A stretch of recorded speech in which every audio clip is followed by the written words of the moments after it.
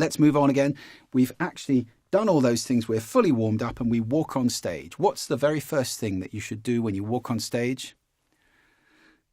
A smile. It's very nice to connect with an audience. Hello. I mean, I wouldn't necessarily say hello, but I would certainly smile as I walk on. And the other thing is breathe. If you're nervous, breathing is the antidote. Deep breathing will assuage nerves.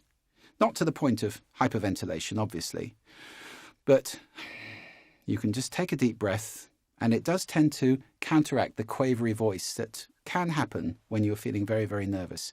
That's very much about things being closed and shut down, and you know, kind of breathing like that. So a deep breath, a nice smile, and start. Expanded awareness, I've spoken about that already, so you don't need to wiggle your fingers. If you practice this, then you immediately go into it and you can see the whole room and relate to everybody. You can also immediately see people who are particularly smiley or happy or into it or paying attention. And they're nice hooks to look at as you're going around. You can just meet their gaze once in a while staying in expanded awareness. But it's nice to know that those 5 people are really into this and they keep me going, even if the rest are not showing so much. People often don't show exactly how much they're enjoying it. I mean, I once did a speech, for example, in Helsinki, and I didn't know at the time the Finns are very, very taciturn people. I mean, they don't say much. There is a joke that a Finn's idea of a great night out is to drive to somebody's house, sit for 3 hours in silence, and then go home.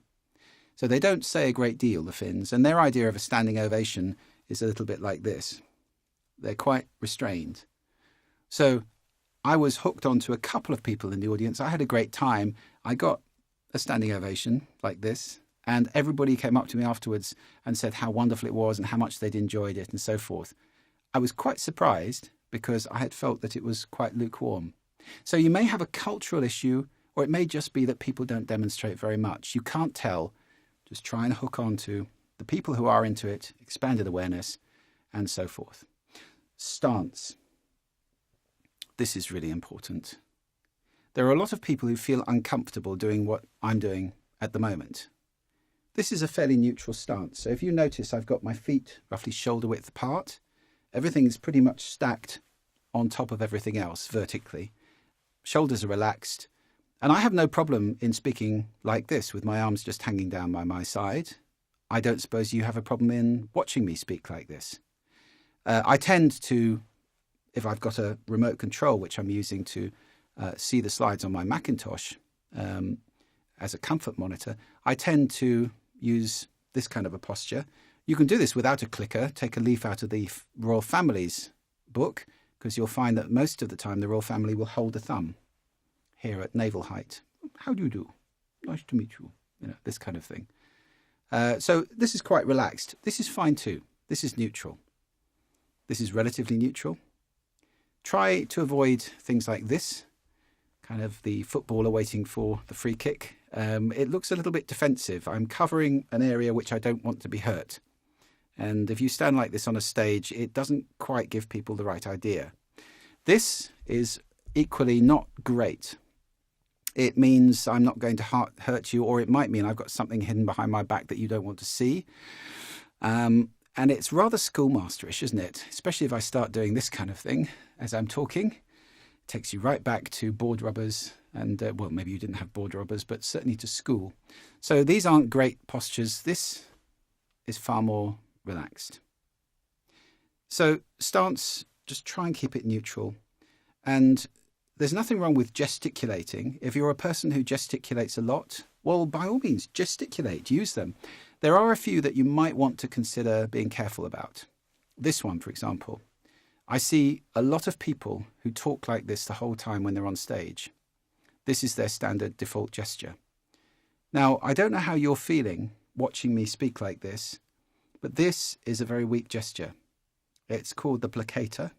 It's if you read Virginia Satter's books, it's an archetype gesture. And it means don't hurt me, I've got nothing in my hands, I'm not going to hurt you. It's a very defensive, weak gesture. It's a kind of pleading gesture. That, completely different. So if you want to have your hands doing something the whole time, that way is perfectly okay. This, not so good. It tends to be interpreted by people as pleading. Now, if I'm really, really begging you to pay attention to something, that is an appropriate thing to do.